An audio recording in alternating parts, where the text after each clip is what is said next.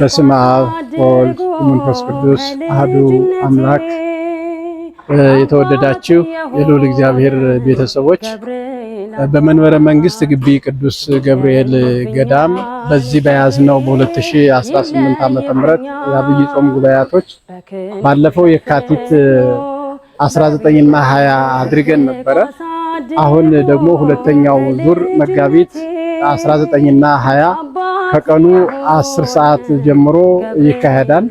በዚህ ጉባኤ ላይ ብፁዓን ሊቃነ ጳጳሳት፣ ታላላቅ መምህራነ ወንጌልና ዘማሪያን ተገኝተው ሰፊ አገልግሎት ይሰጣሉ። ይህ ጉባኤ የጾም ጉባኤ እንደመሆኑ መጠን ምህላም ጸሎትም የሚደረስበት ጉባኤ ነው። ለሀገር ሰላም፣ ለሕዝብ ምሕረት ቸርነትን ከእግዚአብሔር የሚለመንበት ጉባኤ ነው።